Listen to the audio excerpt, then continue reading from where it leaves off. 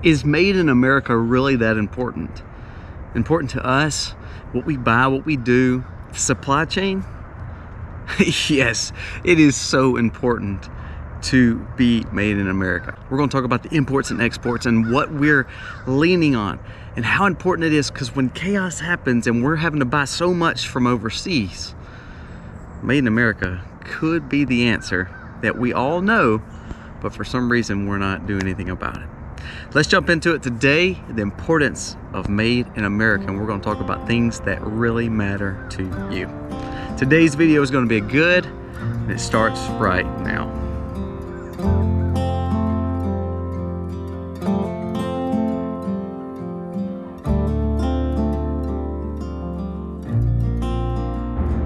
Made in America. We have seen the last 2 years be crazy volatile because we talk about the supply chain. We talk about shortages. Let's hone in on 3 shortages that you see every day. It's either costing you more, or you don't have it, or it's not in excess like it should be in a first world country like America. Let's talk about the medicines, let's talk about the food, and let's talk about the oil. All 3 of those things, you know good and well how important they are to you. We see so much polarization on those 3 topics, but ultimately they're affecting you because we look at them in a global sense versus made in America. So let's jump right into the first one. Before we jump into the first one, I'd be remiss to tell you, please subscribe here below, ring the bell, give us a thumbs up or a thumbs down. Give us your thoughts. Your comments are so important because we go back and read them, but not only us, other people do. So now let's jump into number 1. Number 1 is our medicine, pharmaceuticals. We have seen 2 shortages just in the news in the last few weeks, amoxicillin and Adderall. We've actually heard Tamiflu, which again, flu being virus, things like that. I know people still take it. Those 3 things, I know in my local town, we've seen amoxicillin be very short in supply. In big box stores, pharmacists still be able to carry it, but some of our smaller places, we're not able to get it, or it may be on a waiting period, or they may just have just enough for a certain period of time. They may say, come back in 48 hours, we'll have it. So is that a big concern for us? Let's jump into the numbers. Studies show that 71% of name brand medicines and pharmaceuticals that we partake as Americans are not made in the USA. Under a lot of the law, even some of the things that says made in America are not even made in America. They may be rendered and manufactured in another country and then all of a sudden sent here, and 1 or 2 things are done, like, you know, putting them in the capsules or putting them in the prescription cans or putting them in the little bottles, and all of a sudden we call it made in America. So our pharmaceutical issues can be very detrimental to us. If we see shortages on certain medicines, that could be life-altering, life-changing, or life-ending. Think about your cancer drugs, bacterial style drugs, fungal drugs. Think about blood pressures, diabetics, things that we take every day. If 71% of our medicine is not made here and it's overseas made, most of it made in China, does that put us in a weaker spot when it comes to our health? Should you be worried about your prescriptions? Something to really think about and ponder. Should those things be brought back here to America? Now here's the sad thing. Pharmaceutical Lobby. Let's go through the numbers. As of 99 to 2018, found that pharmaceutical and health product industry spent $4.7 billion on lobbying your government from local to federal. It says that 233 were spent on U.S. federal government, 414 million was spent on presidential and congressional, 877 million spent on state and committees through your state legislators. So you don't believe that they are influencing your politics. Why I'm pushing that is saying it's on both sides. Why do you think Big Pharma is pushing so much money to these candidates, but at the same time not allowing it to be made in America? Is it for cheaper labor? Is it for making more money for global? Is it to push other narratives? We don't know. But what I am saying is, when it's not made in America, it could come back and cause us a lot of issues. And the sad thing is, it's all our politicians to blame. Big Pharma has got a big footprint. And why in the world are we not having that big footprint here, made in America? Food. we're going to talk a little bit about meat and the proteins that we're taking in. For food, it says that only 10 to 20% of our meat is being imported. The rest is made here in America. So you think that's good news? We'd say, oh, that's great news. I love to hear that. The problem is, of the big 4 meat packaging companies in America, 2 of the largest, which are, I think, 1 and 3, Smithfield and JBS, are not American companies. They're owned by the Chinese and owned by the Brazilian. I'm not saying that's good or bad, but what I am saying is, don't you think they will have a say in your food, in your produce? Why are we not using American companies always for our American meat? Here's another thing that's kind of scary. There's another company that is being influenced. Problem is, guess who 2 of the biggest stockholders are? Vanguard and BlackRock. Now here's what's so funny about that. If you remember, BlackRock is the one pushing ESG. Vanguard right beside them. They're the ones pushing for a greener earth. So is it kind of funny that they're pushing the meat industry and they're invested in the meat industry, but at the same time pushing against it?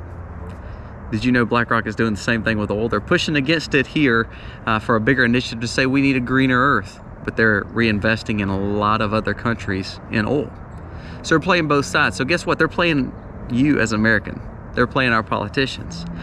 Kind of like Big Pharma, we see that our food industry is owned by either major companies that can impact and influence any election they want, and our politicians, or they're owned by foreign companies. Please, the solution to this is start buying local. Start getting your food local. Now trust me, I know you can't buy your canned beans at the local grocery, because most of the time Walmart and big box stores have bought out all the mom and pops. But what I am saying is, if you start growing your own food, if you start learning preservation, if you start buying from farmers markets, I bet you if you could go to your local town, to your local butcher, they know people that are selling pigs, hogs, they know people that are selling beef, they know people that are selling sheep, they know people that are selling goats, they know people that are selling any kind of meat that you can imagine, any kind of meat that you would like to have to eat and consume for your family. Now, I'm not saying if you live in middle America that you can have fresh shrimp today. I'm not talking about that. But I am saying if we're looking for local meat, it's out there. You could either buy off the hoof, buy from the local butcher. You could, of course, process your own, or you could use your hunting seasons such as deer, rabbit, squirrel, elk, whatever your hunting seasons are. What I am saying is take your food local, because if we don't, we are going to be in supply chain issues because we're relying on either big business that has a different plan than us, such as BlackRock and Vanguard, who's involved in the World Economic Forum, who wants you to quit eating meat, by the way. But at the same time, they're investing in meat. Pay attention to what's going on. Also, if other countries own your meat, what are they doing to your meat? There's a study, and I'm not going to get into it because this is not the video for it. There's a lot of things that China pushes on our meats that go in our supermarkets that they're not doing at their meats in China. Just do your studies and do your research. It's something to look into. So if we look at our meat industry, we're only importing 10 to 20%. Problem is, the other 70-80%, where is it coming from and who's in control of it? That can be huge. Buy from your local farmer, your local rancher. Please do not support just big business, period. You have to start buying your food local and start supporting your local farmers. So lastly is oil and petroleum. Now the funny thing is, when it comes to oil, we see so much polarization. We want a cleaner earth, so we don't want to buy it here. That's a very stupid and foolish argument that you're following, because it's still the same earth. So if you want a global green earth, pumping it here or pumping it there is not going to change the fact it's still the same earth, by the way. If you didn't know that, I'm sorry. Breaking news there. So in America, we're pumping anywhere from 15, 16, 17 million barrels of oil a day. Now there's times that we've went up to 18 and 20, and there's been those seasons over the last few years, especially in 2019 was our biggest year of pumping oil per day. The problem is, if our average is 15 to 16 million barrels of oil a day, what we're consuming a day is on average is around 19 to 20 million barrels of oil a day. So we are in a deficit of around 2 to 3 million, roughly, barrels of oil a day. So how can that cause issues? Well, we see now our gas prices fluctuate. Sometimes they go up, sometimes they go down, but ultimately it's speculation. It's the reasons of us not pumping more. We're having to buy more, we're having to ship it over, which makes no sense to me when we can pump it here. Another situation with us not pumping as much oil and petroleum, we don't realize how much oil and petroleum goes in all the goods that we have in America. So a lot of the things that we use are byproducts of petroleum. So if we're not pumping as much, we're having to spend more for the things that we're making, the synthetics, the plastics, and so forth. Now, I'm not saying that's good or bad. What I am saying though is if we're trying to fix a system that we call broken, such as the petroleum, which I don't believe it is, but I'm saying if we're wanting to replace it, we have to find something to replace it with. Well, so far we've not found that, so it's going to cost us more, or we're going to go down on our strategic oil reserve. We're putting about 1 million barrels of oil a day from our strategic oil reserve on the market. So we're still at a deficit. So where's that other coming from? What's coming from overseas? So that's why we go to places like OPEC. That's why we go to these countries who hate us to try to get more oil, because ultimately we're going to be at a deficit. Why is that important though? If all of a sudden we see global situations like wars and chaos and unrest, such as like in Iran, such as Brazil, we see some of these areas going through, if it's elections, going through whatever they're going through, is causing civil unrest. When we see the wars like in Ukraine and Russia, very impactful on our global markets, because oil pushes every good around. Without oil, you cannot get your goods to whatever part of the world that you're trying to send them to. Now, if we were pumping enough oil and we were independent like we were when Trump was going out of office, no matter if you liked him or hated him, if you are independent of having enough petroleum, oil, food, whatever, then you don't have to have what the world is giving you, so you're able to push your oil, your petroleum, your goods across America on land. But when we depend on overseas options, then we depend on what's happening in their countries. We want to be interested in civil unrest. We want to be interested in wars because we depend on their economies to help ours. So you wonder why we get in wars. You wonder why we get into turmoil. It may be because we need the goods that those countries have. If we were more independent, then we may not be dabbling in everybody else's junk. We'll let them deal with their own stuff.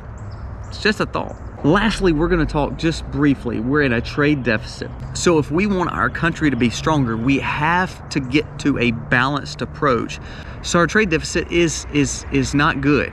You don't want a trade deficit. You want to be to the point where you're exporting way more than you're importing. So let's go through the numbers. Based on a study for 2021-2022, it shows that we imported $3 trillion worth of goods or services or anything that we're buying overseas. We only exported 2.5, so we're at a major deficit of around 6 trillion. So from January to April, the goods and services deficit increased $107 billion, up 41.1% over last year. Now, why is that a big deal? Why is that a big deal? That means we are so dependent on everything else that's happening in the world.